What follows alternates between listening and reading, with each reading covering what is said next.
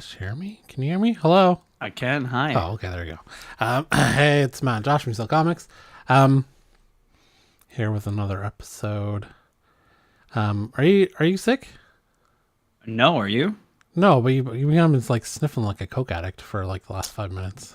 Wow. No, I'm not. And I don't think I've been sniffling. Yes, Have I been hitting the Have I been hitting the mic with my thing? It kind No, of you've been sounds going. like it sometimes. I don't think so. Oh, No all coke. right. No cocaine. No, I'm sorry. At least not today, anyways. Not Hello, today. everyone. Thanks for joining us. Hit it. Thank you. YouSellComics.com is your new multi-vendor marketplace for selling comics, slabs, omnis, trades, and more. Sell for as low as $5.99 a month. Run your own auctions for $15.99 a month, or a new 5% commission for unlimited listings.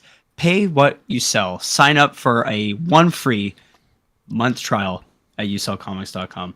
And that's who's sponsoring us, as always. So that's the news, baby. That's the gig. So we updated the site yesterday. New update went live. It loads like 10 times faster now on desktop and mobile. Pretty happy with the results. There was one thing in the page insights that said that we could do to make the mobile version faster, and it listed all these pictures that were super high quality that it had trouble compressing. They were mine. I've been using a Nikon camera to put up pictures of the comics I'm listing personally, and so I'm using that and everyone else generally uses mobile to post their pictures, right? But I've been using high quality ones, so Google doesn't like that I have used those high quality pictures, even though it's like a $200 Nikon, right? Like it's not super expensive. But yes, but it's funny that you say that because the company, because of the model of the camera, right?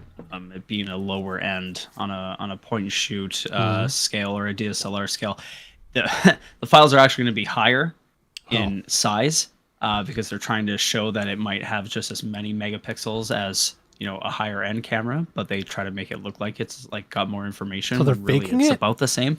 It's a little fakey. Yeah. I mean, I wasn't, when I went to go buy it, first of all, it was refurbished. Second of all, nice. I was just looking for a decent like camera other than my mobile phone. But now I realize I should just use my OnePlus the entire time and not taking like not great, but like better. I don't know. It's not even better, I guess now. It's just The same almost. Takes up more room. I do find that the zoom ins are probably better quality when you zoom in with a magnifier on the site. My pictures tend to be a bit clearer, but oh yeah. Anyways. Yeah, no, definitely. That'll Okay. So this week, not a ton of news. some stuff. The Oscars was this past weekend. Black Panther won for best costumes, which I didn't think was deserved. Yeah, it was. I mean, it was up there, but I don't think they deserve to win. Everything Everywhere All at Once won a shit ton of awards, which is great. Very much worth it. Ke Kwan won best supporting actor, which was awesome. Brendan Fraser won for The Whale. Which I still have to watch. All Quiet on the Western Front won best foreign film. Yeah, so I mean, we're not a household that watches the Oscars. We just check afterwards to see who wants to sit through all that, and then we watch like some of the acceptance speeches because they're cut down to like 2 minutes, and then we watch the monologue, and that's it. Right. But yeah, did you watch the Oscars or no? I did not watch the Oscars, but I was checking my phone periodically to see if there was some notable winners. Were you betting on them? Betting on the winners? No, I was not betting. I'm not much of a betting guy because I don't really have money in the first place. So my betting is like, tossing $1 down on dice. A freelance photographer / DJ doesn't have money to spend on gambling? I know when you say it out loud, it really does actually make a lot of sense. So. Okay, so this week, our first story is Gotham Knights, the latest CW show, the latest show to come to CW. I'm not really sure if this is connected to the Arrowverse or if it's own separate thing and connected to the Lois and Clark show. But I don't know. Who knows? Gotham Knights premieres on the CW tonight. And to say there's a lot of excitement for this series, well, that would be an exaggeration. From the start, fans have been left confused about everything from the title, which is exactly the same as the video game released last year, which also got bad reviews, to the fact that it will revolve around a newly created character called Turner Hayes. A couple weeks ago, a number of fan sites shared their verdicts on the show, with the majority of those reviews far from positive. While it seems the Batman theme series has a few redeeming qualities, Misha Collins as Harvey Dent, for example, who played Castiel in Supernatural. Who could have seen it coming? That he would be the only good thing about the show. Wow. Yeah. There really aren't that many based on what we've heard about the first 6 episodes. Now, the trades have weighed in, and while we know they're not often the biggest fans of comic book adaptations, the rap definitely doesn't go easy on this one. Quote, it's possible that Gotham Knights might have felt edgy or unique 20 years ago when Smallville's whole gimmick was doing a Superman story without actually showing a Superman in costume. Oh. But in 2023, the superhero zeitgeist has mostly moved on, both on the big screen and small. There's too much other quality content based on comic book universes populating the broadcast and streaming landscape to make this feel like anything other than an embarrassing afterthought. As a Hollywood Reporter's review, they conclude by saying, without enough style or personality to shed new light on this world, though Gotham Knights' darkness starts to look awfully dull, but if the cast is really determined to blaze a new trail forward for Gotham City, these Knights will need to start by not retreating so readily into its past. Not all reviews are this dire, but Gotham Knights sounds like another mediocre DC TV series that pales in comparison to the Arrowverse's early days. That shared world is nearing its end, of course, and this one will be entirely standalone from that and Batwoman. Oh, so it's not even connected to the other two.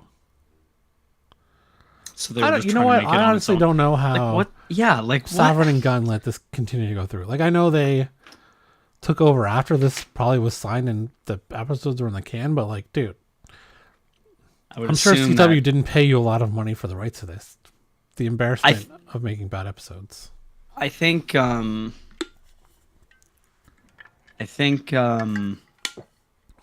my god, honestly. I feel like the show probably made it through visual effects. And they were like, but so did Batgirl, and they canceled that. Did it have all of its visual effects done? I feel like it had already had test screens with some visual effects. Some weren't done, but like you already spent $80 million on it. Yeah. You still canceled it. Yeah. I don't know. Seems that's a tough one. Yeah, that's tough. That's well, but if you're if you're trying to rebuild like your universe and your reputation, why would you let this happen? There's no way it gets renewed for a second season. Not a chance. Like this is 6 episodes and done. Like there's no way this gets. Yeah, they might not have been able to get out of the contract. They're like, well, we have to let six episodes go, but we're not going to continue the relationship afterwards. Yeah, I can't see it. No. And there was a report last week that Mark Guggenheim, who was the creator of the Arrowverse, was upset that Gunn didn't reach out to him about creating the new DCU. This is one of the reasons why. Not that he's the showrunner of this, but like he's involved in the Arrowverse and how badly that went. Like it was good in the beginning, and then it just, went off the rails. It definitely did, and I'm almost wondering if they were dealing with so many other things that maybe a couple slipped through or something, and like maybe I forgot about the really bad things that they let slip through. There's just so many. Oh, we have to deal with The Rock and his demands of a liquor bar at a kids event or something. Yeah. Honestly, I think it was a little bit of an overreaction, but at the same time, like, yeah, it's kind of silly. Okay, so Disney's Bob Iger hints at big changes for the MCU. Sequels work well, but do you need a third or fourth? Disney CEO Bob Iger has indicated that some changes may be on the way for Marvel Cinematic Universe when it comes to going back to the well with certain characters. Yeah. Recent reports have indicated that Disney intends to scale back on Marvel Studios' Disney Plus content going forward. It sounds like similar plans may be in place for the MCU's big screen output. While speaking at a Morgan Stanley conference, Disney CEO Bob Iger said that the company will be taking a much closer look at how much it is spending on content and how many projects it produces over the next few years. What does that mean for the Marvel Cinematic Universe specifically? What we have to look at Marvel is not necessarily the volume of Marvel storytelling, but how many times we go back to the well on certain characters. Sequels typically work well for us, but do you need a third or fourth, for instance? Or is it time to turn to other characters? There's nothing in any way inherently off in terms of the Marvel brand. I think we just have to look at what characters and stories we are mining. And if you look at the trajectory of Marvel over the next 5 years, you'll see a lot of newness. Now we're going back to turn the Avengers franchise, but with the whole set of different Avengers as an example. Sorry, though Meiger didn't mention the movie specifically, you have to believe that the underperformance of the recent threequel, Ant-Man and the Wasp: Quantumania, had something to do with the development. I would say Ant-Man and the Wasp is different than, obviously, Captain America Winter. Like, the first two Ant-Man movies didn't really make a lot of money either. They weren't the big hits that, Thor Ragnarok was, or Winter Soldier. Like, Winter Soldier hit $1 billion, did it not? And Ant-Man 2 made, I don't know, 600 million? Look up the numbers, Minion. Oh, yes, sir. Tap. Do I agree that Thor: Love and Thunder probably shouldn't have been made? Yes. Do I think it could have been made by someone else and been good? Yes. Like, we could have gone back to, Thor and Love and Thunder was the fourth movie, and while it wasn't good, it's not necessarily because it was the fourth Thor movie. It wasn't good because Taika didn't write it well. But then the third movie was the best of the four, which was, after the first two movies weren't... I personally really like the first Thor. I like the Shakespearean aspect of it and Kenneth Branagh. Yeah. Malekith was wasted in Dark World, Agreed. Much like Gore was wasted in Love and Thunder. But then they come back and knock it out of the park with Ragnarok. And, sometimes it takes a movie or two to get your stride. Or sometimes you go too long. And, I don't know. I don't think there should be an edict, no more than two. For especially for a giant character like Thor or Captain America right? Right. The difference between Captain America Winter Soldier and Ant-Man and the Wasp is not as much as you think. What? Which is which is crazy. How much was it? Winter Soldier actually only made $714 million worldwide. It didn't make $1 billion? No. And Ant-Man and the Wasp made $622 million worldwide. So 100 what? What was the first one? 741? 718. Oh, so it's about $100 million difference. Yeah. The second Ant-Man made that much? Yeah. What did the first Ant-Man make? That's a good question. It made worldwide 519. Yeah, so the first one didn't do as well. Still made almost $200 million. What did Ragnarok do compared to Dark World?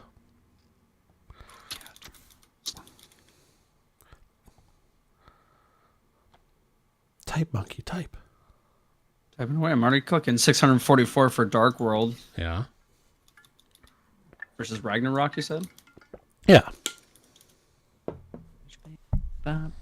855. Well, see, now that's a difference. Yeah, that's a difference. Yeah, that's a significant difference. Yeah. It's like a new Lexus, two new Benz or something. Yeah, for the producers' 6 kids. Yeah. So I don't think there should be an edict or a rule, no more than 2 movies per character. I mean, from the trailer, it looks like Guardians of the Galaxy 3 is going to be the best of the 3. And it took that long to kind of get attached to those characters. Yeah. Because you had 2 movies and all the cameos. There's so many. Yeah. And I actually saw something. I was just double checking the news listing that we didn't have it listed as a item. I saw today that James Gunn originally shot one-offs for the characters in Guardians 1 to introduce them better rather than putting them all in a movie. And then it got retooled and they did a movie instead. What do you mean shot one-offs? Like one-off movies? No, one-off like special presentations. They weren't like 40 minutes each? Yeah, or like half an hour or something. Yeah. That would have been sweet. Yeah, but I guess they didn't have Disney Plus at that time to like for that kind of avenue. Correct. So they weren't sure of how they were gonna do it, right? So like, can you imagine those getting released like online or something? Like it was just a release for free. Yeah, people just watch them, and it's they like should do it now if those are done. That'd be fucking ingenious. Yeah, make a little bit more money off Gunn as he's out the door. Introduce the an MCU character just on the internet. It's amazing. I love it. They should 100% be done with Ant-Man though. Like I'm not saying it like Ant-Man as in his own movie. I love Paul Rudd's great. Yeah. I had no problem with Cassie. I don't know. Some people seem to have a problem with Cassie. I don't know. I didn't have a problem with her. Yeah. It was like again like the whole movie, right? It was like every time I was kind of like, okay, this is okay. Yeah, it was fine. But like, there was a couple of times during the movie where I was like, oh, that was cool. And I was like, oh, that's cool. But I didn't really do that a lot. Because, again, and as we both talked about it, a lot of the moments that were supposed to be very serious, I guess, and hard-hitting, you just felt like you were on like a soundstage. Yeah. Bummer. So let's keep Ant-Man, and I mean, I guess Cassie's going to be a young Avenger eventually. Oh yeah. But like, let's keep Ant-Man like Avengers only movies now. Like he's, or he shows up once in a while in another movie somewhere, but he doesn't get like you if you're gonna redo Thor, like you have to have you kind of have to have sequels with the main staples of the Avengers. Like you can't just do Avengers movies and not have them have their own movies, like Doctor Strange 3, Captain America 4. There's even talk of a Nomad series with Chris Evans coming back. Yeah. That'd be ridiculous. Yeah, with him and Black Widow running around, sweet. That'd be cool. Yeah, there are some obviously. No. I don't think, but I don't think you need like. I don't know what's a character that got a movie that might not need a sequel. Black Widow. No, one that's Black supposed Widow to probably get one, time. but we don't even. We should have had a Black Widow in the first phase or two. Oh, we didn't get it till the end of phase 3 because of Ike Perlmutter, that misogynist piece of shit. So that's why it felt off and weird. It's like, well, she's dead now. Why are we watching this prequel? And now I guess you can say the same thing if Chris Evans comes back for a Nomad show. Is he's probably dead or living on the moon according to She-Hulk? Like, I guess we're going back just to fill in more character development on the moon, like Skrull territory, some kinds of So there are certainly appropriate times for characters to have multiple sequels. You just have to give it time, let it breathe, and write it correctly, and not rush it like Love and Thunder. Yeah, I think that's the biggest thing that's happening now is that they felt like they had to rush so much stuff, and by rush, like a 2-year turnaround time, right? They formulate it. They think they're going to announce it. They announce it, and then basically, it's like a 2-year turnaround at that point. Yeah, it also kind of felt like we were stuck as COVID, right? Like they had multiple releases planned and they couldn't. So then it kind of like, yeah. Okay. Good news, everyone. Batman Caped Crusader found a new home. Batman Caped Crusader moves to Amazon with 2-season order. The series from J.J. Abrams, Matt Reeves, Bruce Timm was previously developed for HBO Max. The streamer and retail giant has handed out a 2-season order from the animated series, which originally set up at HBO Max.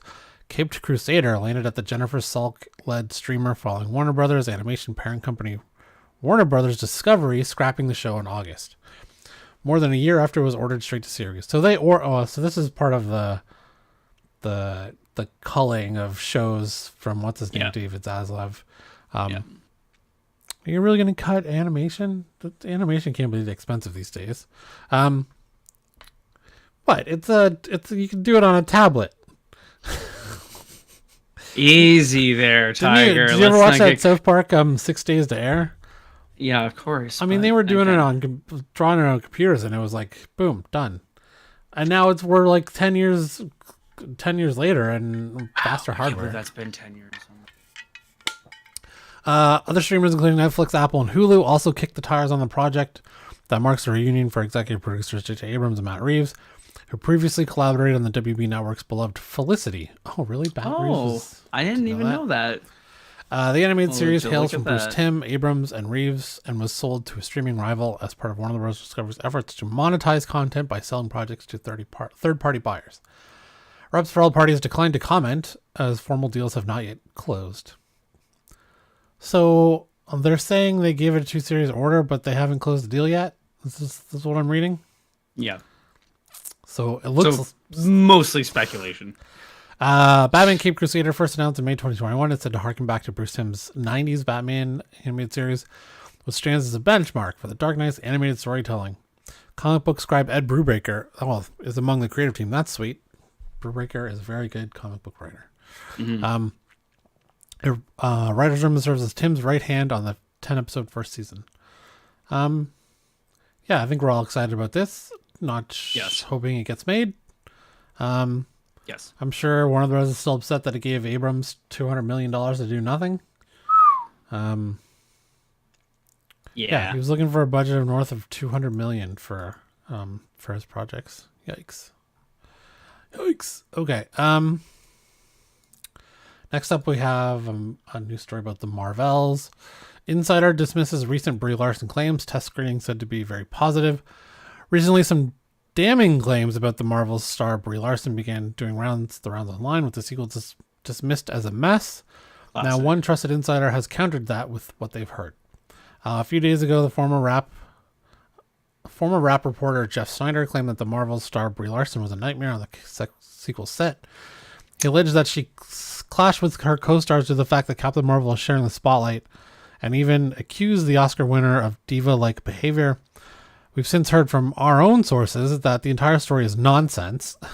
Instead of the Captain Marvel sequel being a mess, it said the recent release delay is down to the additional time needed for post-production.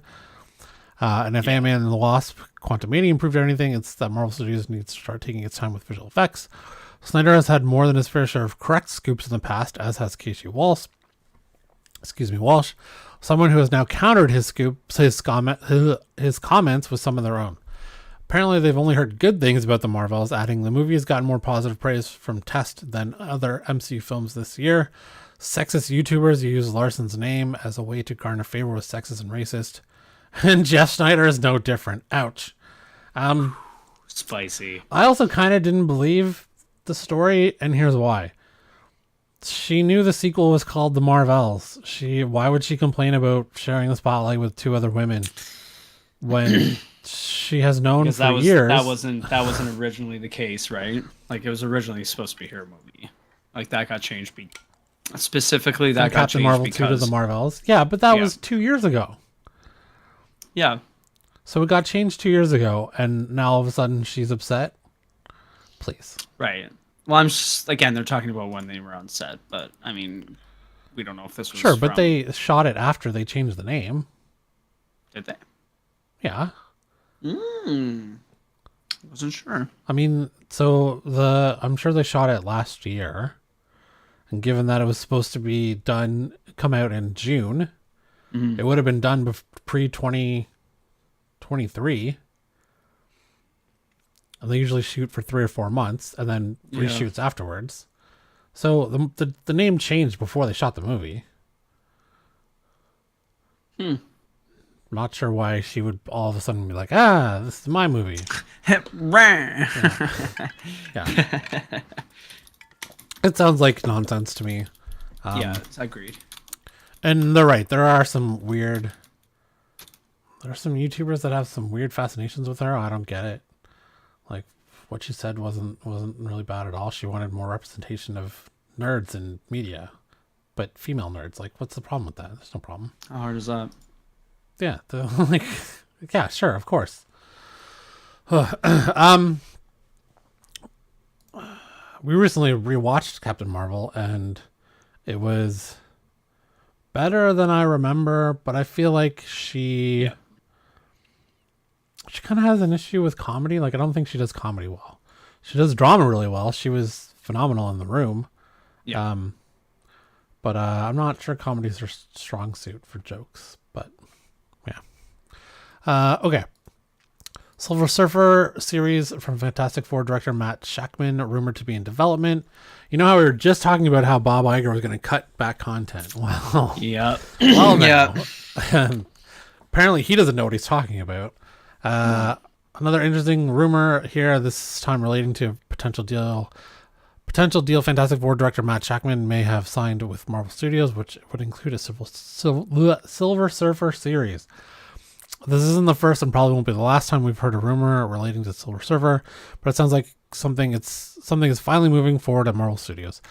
According to Jeff Snyder, the guy who said Brie Larson is terrible to work with, also says that director Matt Shakman has signed a new multi-year deal with Marvel that could potentially include helming episodes of the upcoming Vision Quest Disney Plus show and executive producing a Silver Surfer series.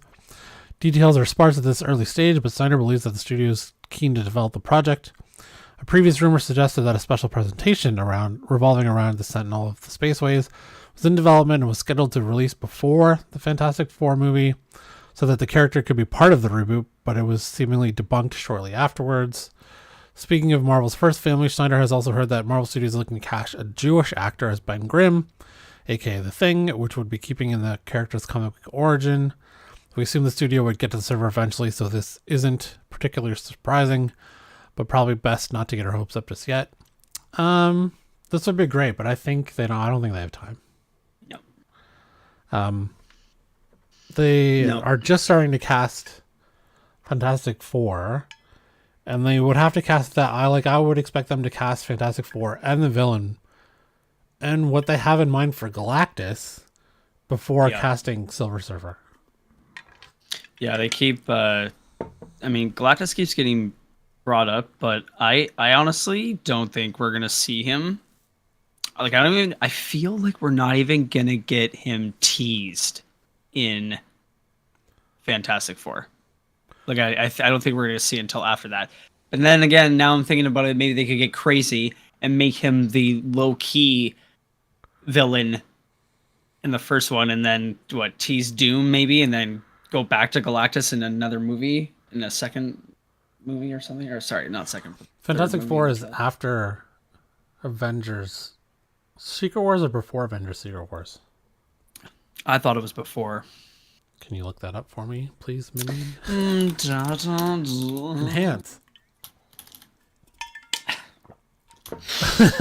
Oh, man.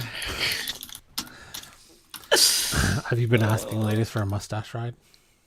No, I just hate when it starts to curl or goes into my mouth. Gotta trim it a little bit. No, and I forgot to do it today. Oh, there it is. 6 days ago. Love that update. Shwa, shwa. All right. So. All right, puppet. I'm going here. Slowest Google search ever. The Marvels is first. I didn't ask about the Marvels. Oh, sorry. Yeah. Sorry. Sorry. We were just talking about it. Oh my god. As I was correct, Fantastic Four is before Secret Wars. Okay, so tentatively February 14th, 2025. Kang Dynasty, Avengers Kang Dynasty, May 2nd of 2025. And the Avengers Secret Wars is the following year? That's correct. 1 year after So I'm going to predict that we see Galactus in Secret Wars. Because in the original comic, Galactus and Doom are both in Secret Wars. They're all on the same planet. Right. So if they're going to introduce Doom in Fantastic Four, whether that's at the end as like the villain behind the villain or something, and they all end up on Fantastic Four, Avengers, whatever, Ant-Man and the Wasp, they all end up on this planet with Galactus and Doctor Doom. Right. With somehow the Beyonder involved, which apparently is the thing they're trying to do, then I could see the Galactus showing up. And I could also see Silver Surfer not showing up till Secret Wars 2. Yeah. So we'll see. But that's my prediction. We'll go back. We'll check the tapes in 4 years.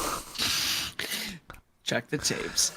All right, let's do top 10 marketplace and keys of the week.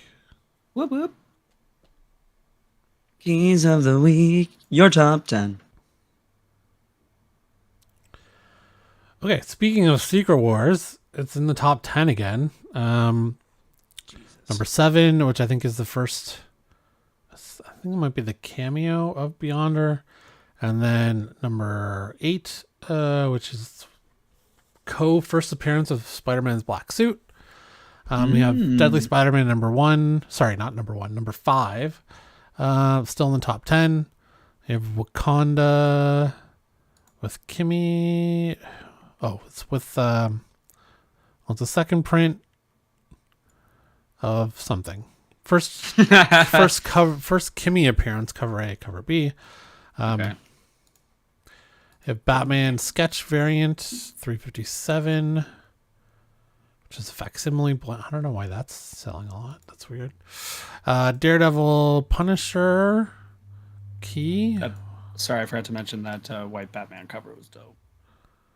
First Daredevil versus Punisher. I can see why that's going up. Let's see. Yeah. $58 for a very fine 7 to 8.5. Up 2%, the current trend. Oh, 2%. Little fuckers. First appearance of Wolverine in a Punisher comic. Punisher World Journal number 6. Good Asian still there. The Incredible Hulk Disney cover with Pluto. Was that Pluto? Is that the dog's name? Yeah.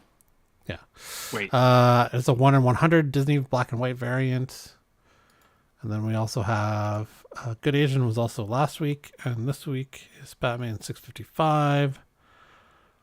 Cameo appearance of Damian Wayne. Okay, so let's do keys of the week in stores. Oh, that's not it.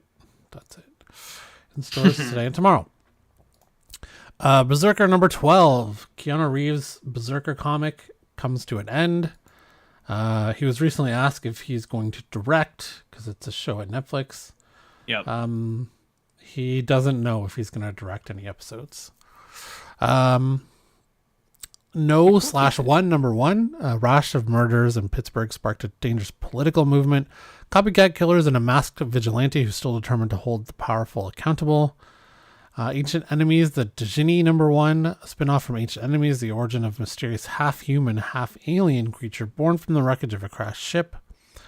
Forged number 1, a squad of planet-smashing super soldiers find their routine mission to be anything but easy in a one-shot, mature tale inspired by the sci-fi stories of Heavy Metal Magazine and Conan the Barbarian.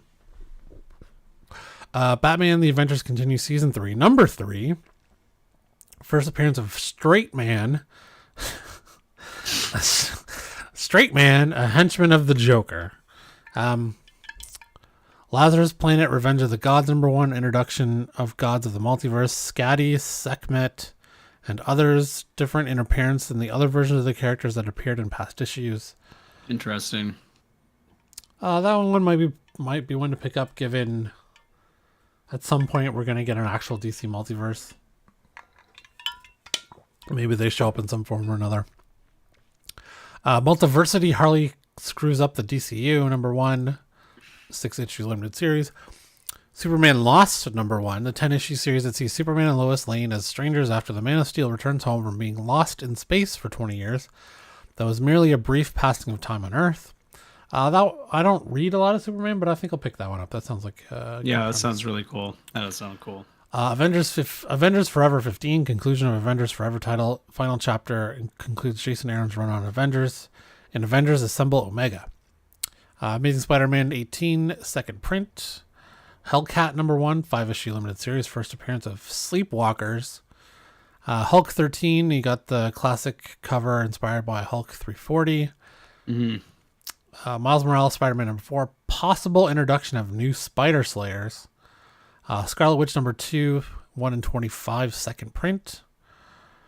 Secret Invasion #5, the first appearance of a new Super Skrull. An excellent #1, first 5-issue limited series continuing where the first series left off. So those are your keys of the week in stores today and tomorrow at your local shops. Okay. X-Men 97 reportedly expected to premiere on Disney Plus this fall despite recent delay rumors. X-Men the Animated Series revival X-Men 97 is one of Marvel Studios' most highly anticipated projects. And we now have a positive update on when the show is likely to arrive.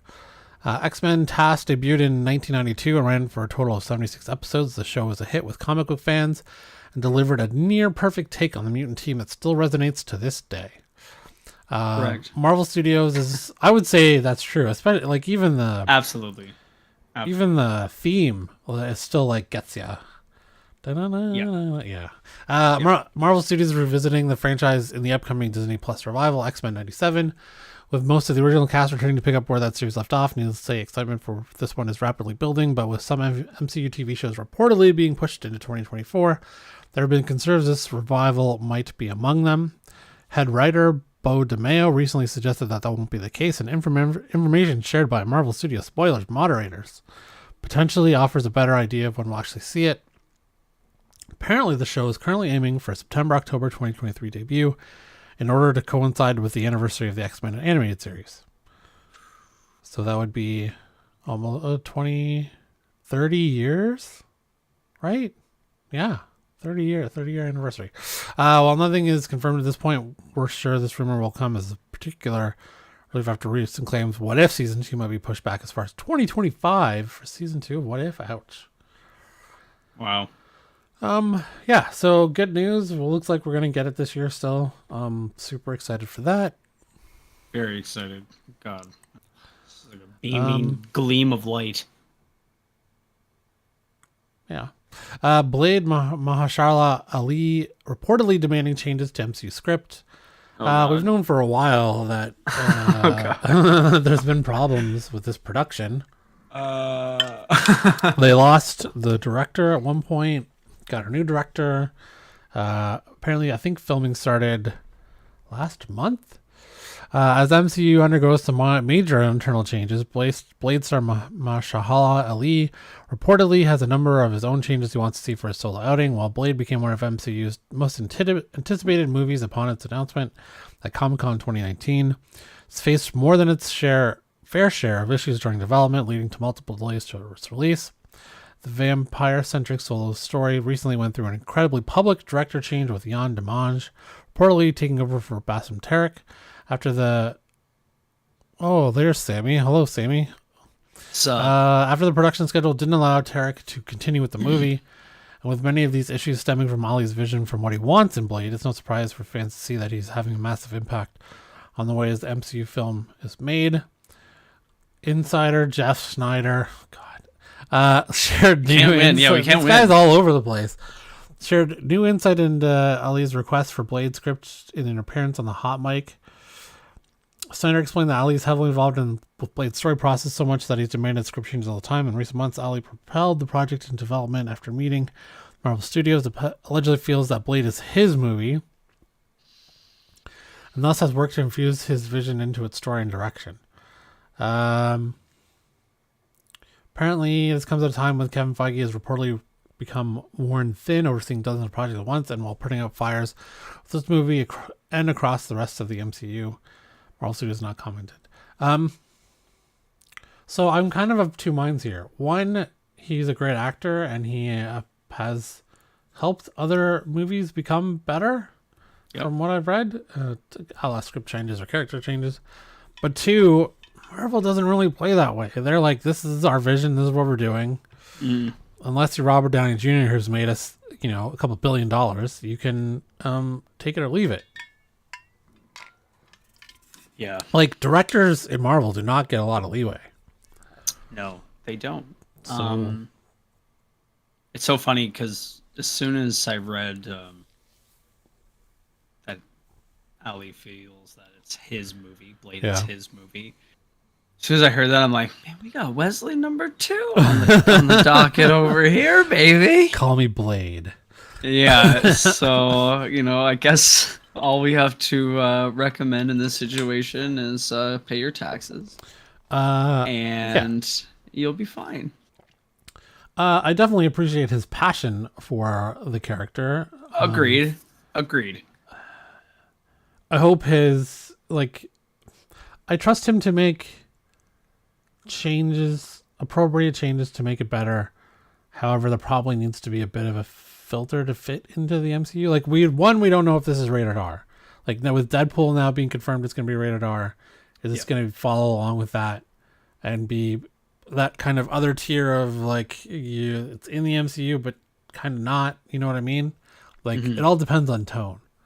If they're going for like a Deadpool original Blade kind of tone where they're just wrecking vampires left and right with cutting heads off with a blade, then no way. Yeah, I don't know. Guess we'll just have to wait and see. It's supposed to come out in 18 months. So not gonna happen.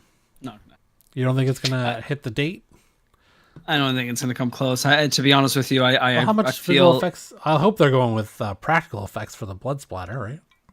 Well, I'm gonna tell you something. A lot of recent MCU movies say that they've used a fair amount of practical effects, and I'll tell you, well, there's no way. There's no way. Ant-Man did, right? No, but even and then even if you want to branch off and say Star Wars and stuff, like Mando said that they had a fair amount of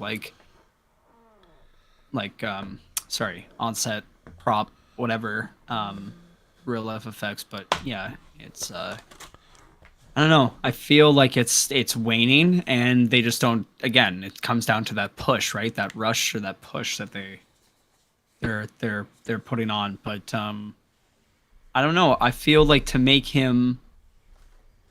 Blade very, I wouldn't say entertaining, but relatable. Mm-hmm. I don't know if they're gonna make him as grounded. Like, I feel like they're gonna have him, VFX flying around. Well, not flying around, but hopping around and doing whatever. I don't know. It's just the same way that we saw Moon Knight, right? Like, how many times was Oscar Isaac actually in that fucking suit? 2 days, maybe. Oh, yeah, but Moon Knight has different powers than Blade. Sure. Blade doesn't turn into a bat and fly. Oh yeah, but then again, we didn't really see Moon Knight do that either. So I jumped across the. Wait, didn't he fly? No, he didn't fly. He doesn't fly. But I felt like he did at one point in the last episode. Fly?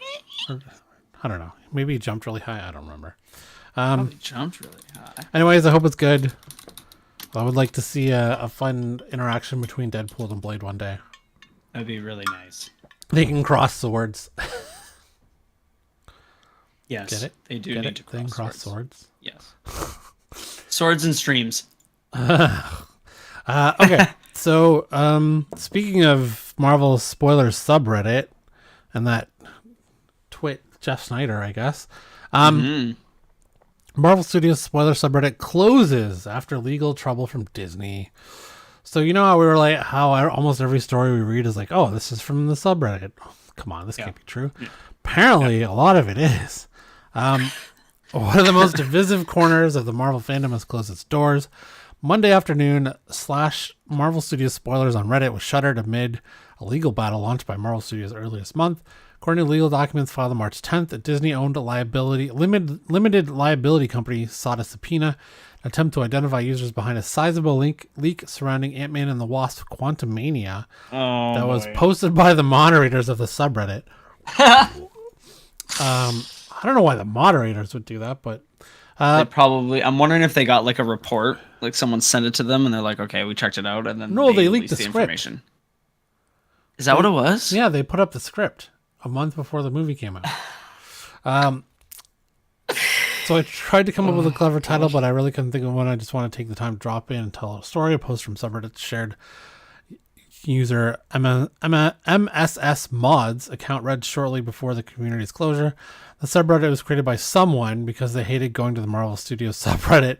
They wanted to know about the stuff that was coming up, leak spoilers, but they had such a strong policy they couldn't talk about anything without it being removed or banned or messaged.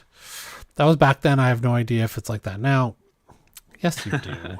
Don't lie. You come on. Hey, come on. You browse the regular Marvel subreddit. The message then wanted okay, who cares about that?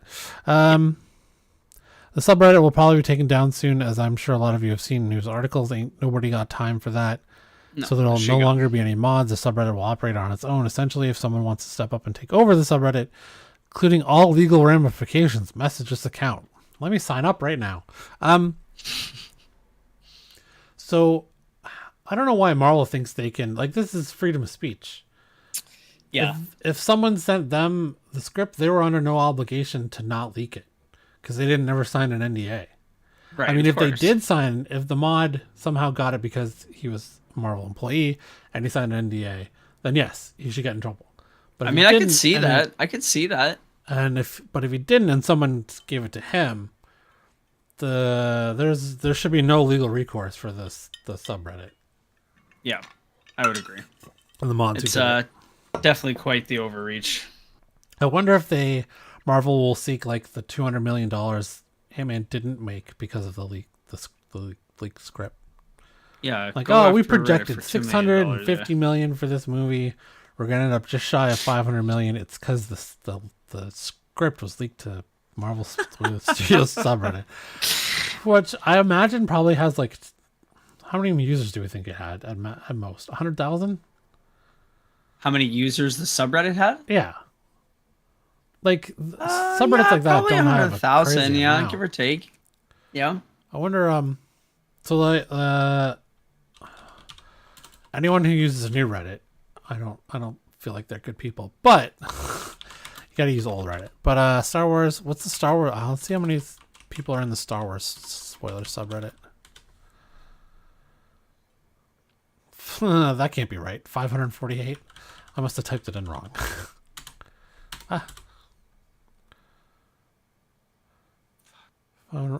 Star Wars leaks. 400,000 members. That's a lot.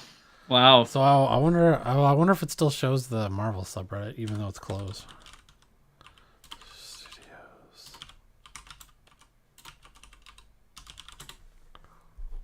It's funny. I was just looking, and it's marked private. I don't know that you can see how many. Nope. Does not show how many members. But like, if Star Wars had 400,000. Marvel probably had that many at least. Marvel Studios subreddit alone has 3.1 million users. Yeah, but a lot of people don't like spoilers, including me. So, I don't know.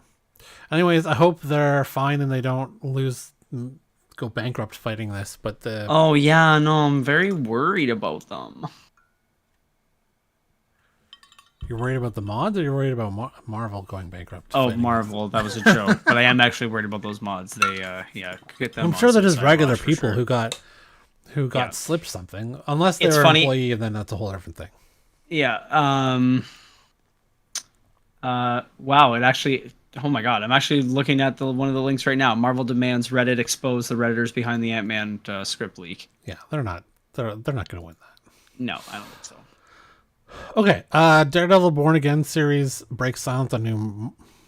let me read that again. Daredevil Born Again star breaks silence on new Marvel series. Daredevil Born Again officially began filming a week with production taking place at a municipal building in Yonkers.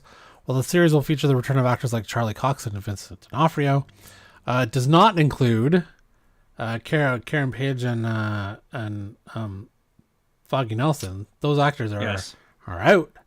They are not in it. The show's ensemble has been fleshed out with people who have yet to appear in a Marvel property.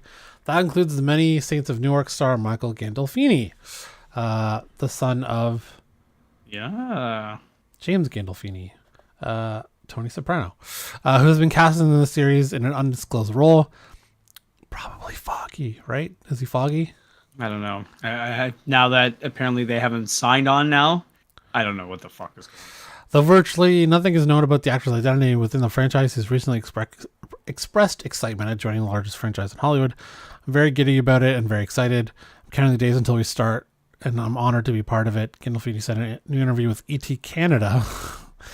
We get to shoot in New York, and people are going to be really happy to see the characters that we previously saw in Netflix series in the MCU.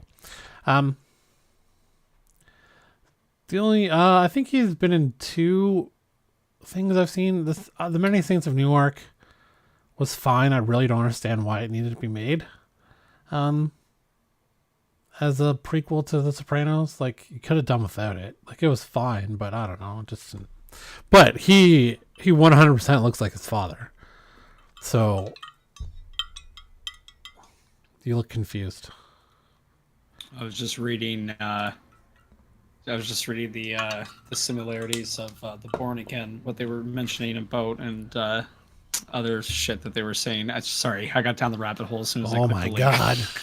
Sorry. Okay, so did you watch The Many Saints of Newark? I didn't. Did you watch The Sopranos? Yeah. Okay, well at least you watched that. Yeah, I mean, he's fine as an actor. I can't remember the other thing I saw him in, but he's good. Yeah, it's fine. Yeah. Okay. Lawrence Fishburne has Alzheimer's. It seems like. I mean, if he does, I'm gonna feel bad for putting this in the link or in the chat. But so he's doing the rounds for John Wick Chapter 4, which apparently is getting crazy great reviews, saying it's like one of the best action movies in the last 20 years. Yeah, one of the best action movies since Mad Max Fury Road. Comes out in 2 days. Yes, this week. So actor Lawrence Fishburne has apparently forgotten that he's part of the MCU, despite labeling himself a big fan of the franchise. He played Hercules. In an interview with Phase Zero podcast, Fishburne acknowledged his love of superheroes. When asked what kind of films were his favorite, I'm an MCU guy, man. I love the Marvel Cinematic Universe. As much as I would love to be in it, I'm happy being a fan and waiting for whatever's coming. Fans immediately pointed out that Fishburne was in the MCU film, having portrayed Dr. Bill Foster in Ant-Man and the Wasp.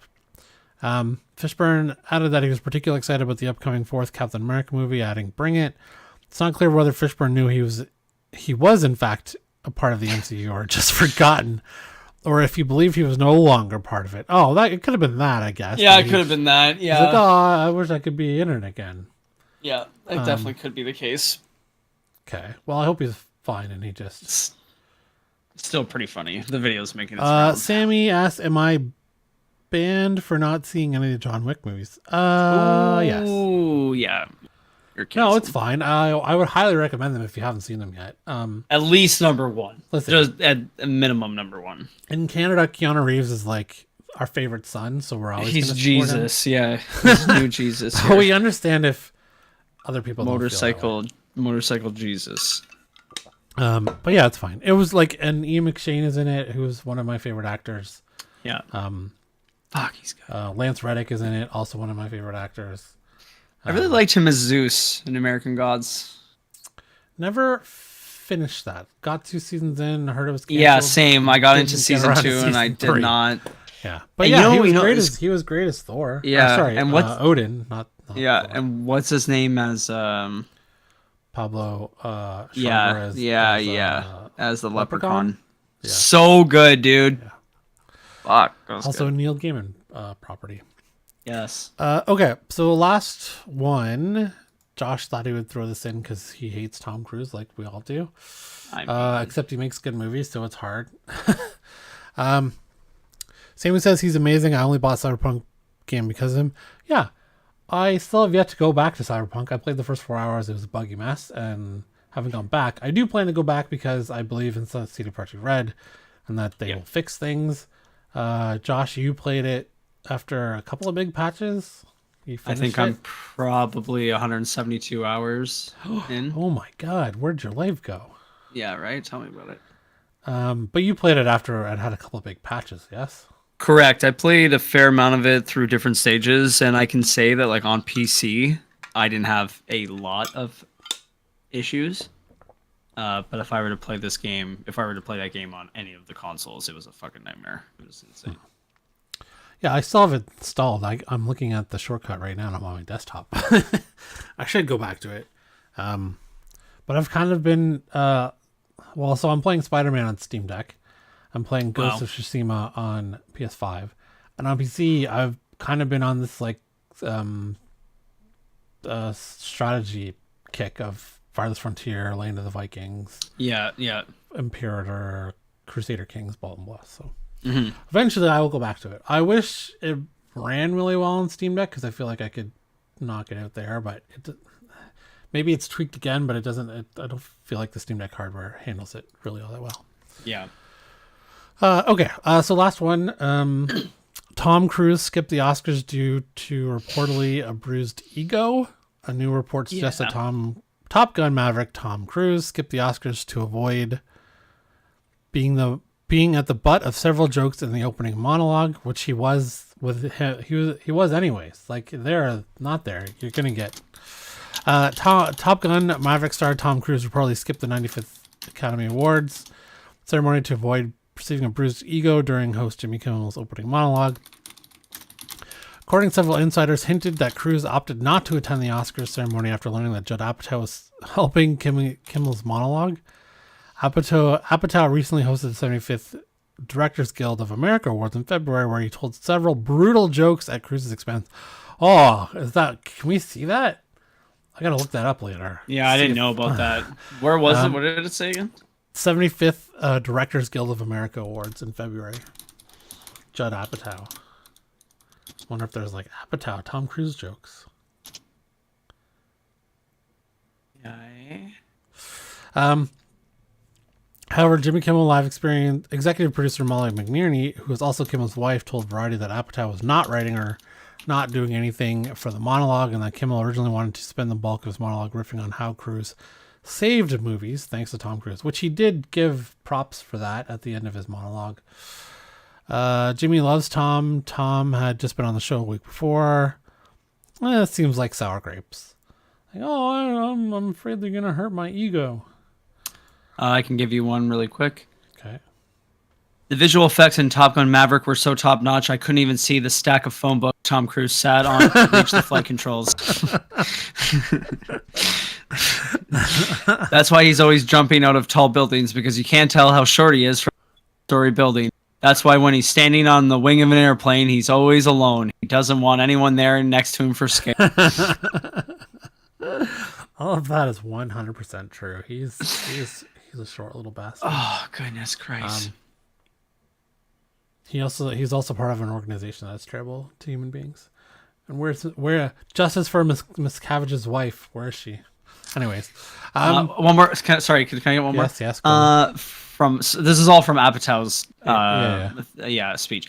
Every time he does one of these new stunts, it does feel like an ad for Scientology. It really does. I mean, is that in Dianetics? Because there's nothing about jumping off a cliff in the Torah. Yeah. Well, good for Apatow. I expected that one to be written soon. Yeah. Okay, so wrapping up, did you finish The Last of Us? I did. Okay. Potential spoiler territory here. Spoiler! I am shocked they wrapped it up in 9 episodes. Yeah, I was also pretty shocked to be honest. I don't mind it. It's fine. Yep. Last episode was good. Yep. When I read previously that Bella Ramsey said that the last episode was going to be divisive, I thought that meant they were going to change the ending. Yep. But it was more about it's divisive for people who didn't know the ending. Yeah. Sammy says, "Go Brendan and the Whale." Yes, so happy for Brendan. Absolutely. Another fellow Brandon. Canadian. Just taking over Hollywood. Someone pointed out. Oh, sorry, it was I was watching Campia today, and he said it, and I thought it was fucking hilarious. Is that there was multiple photos of Brendan and Key Short Round. Yeah. Kenyon. I always get it wrong. I get Key. Backtrack. His name is Key. Yeah, Key. Right. Of them together, hugging or whatever with their trophies. Yeah. And he literally said, I didn't think that in 2003 I'd be sitting in this chair talking about entertainment and then saying out loud, 2 people that were in Encino Man just won Oscars. Yeah, he ripped that off of Jimmy Kimmel. That was in Kimmel's monologue. No way. When? Yes. Which? Sorry, I didn't. I'm an idiot. Yeah. Which? Oh, yeah, it's fine. But if he should have attributed that to Kimmel, because that was in his monologue at the end. Damn it. Yeah. So my bad. Well. Ugh. Anyways, Oh god, I ripped off Kimmel. Ugh. not you. You said Yeah, still. you said a YouTuber did it. Yeah, but still. You were just quoting. So the end of Last of Us, yeah. We know there's getting another season. We know there's getting 2 more seasons actually, because they said yesterday that fitting the second game into 1 season is impossible. Yeah. They're also saying now that they might change. They might divert from the story of the game. Yeah. Which, knowing the spoilers of the second game, could be good. I kind of wish they wouldn't, and like Druckmann would stick to his guns of like, screw all you people. I did what I wanted to do. You don't like it, I'm still gonna make a show about it with my exact same. I would make the exact same choice over again.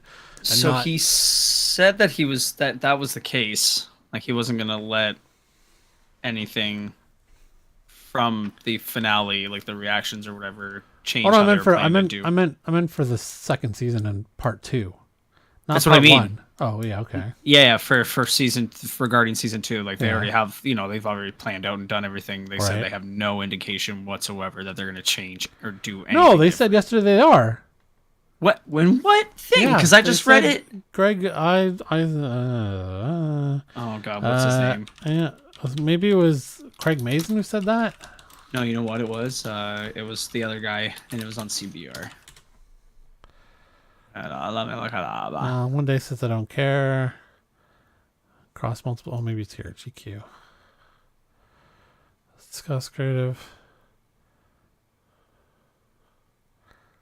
Okay, well, this is the whole thing. I want that. I want the whole. Okay, here. Let's see this. I know they're not recasting Ellie. It's going to be Bella again. Seeing the press conference. Dress, yes. When we made the game, we felt incredibly lucky. Bella, I don't want to work with you guys anymore. Amazing.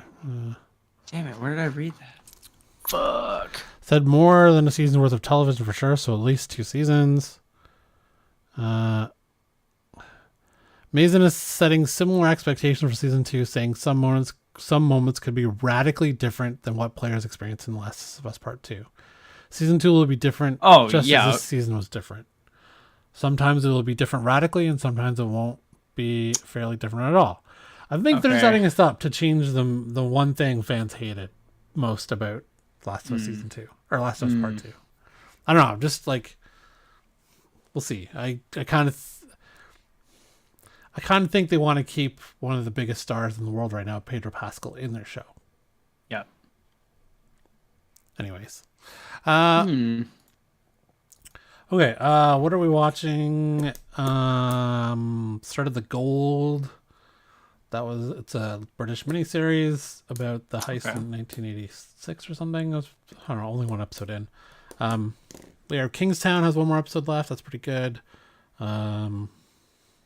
Watching Tokyo Vice season 1, which came out a while ago. Catching up on things that we missed. Same, and I wanted to watch that actually, and I haven't had the chance to. Did you said you started Ansel Egbert from Baby Driver? We're only 1 episode in, so but the first episode was good. Okay. Sweet. Mando episode 2. What an episode! Yeah, it was dope. It was dope. People were complaining. But what? What were they complaining about? Break. It was short. All Mando episodes are short. I mean, although apparently, episode 3 is the longest of the series. Wow, no way. Yeah. Well, I mean, it's gonna make sense. We're probably gonna see some serious stuff go down. Let us know in the comments what you've been watching, or any recommendations. Haven't watched any movies this weekend? No, we did not. We finished Breakpoint, that tennis show from Netflix about rich people playing tennis for a living. Okay. I don't know. We're kind of people watch our sports. Like, we watched that F1 show, which is super interesting to us, but we don't care about racing whatsoever. Tennis was kind of the same thing. I think that's kind of it. Yeah, I don't even think. We're watching along with Your Servant, which is almost done. Has one more episode. Is that it? Yeah, I haven't watched anything since The Menu, I think.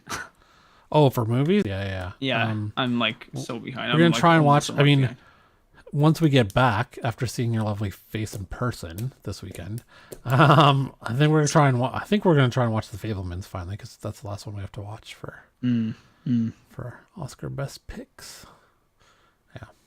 Yeah, I gotta watch that for sure. There's the winner of the graded comic still hasn't got back to me. So if you happen to see this, please get back to me.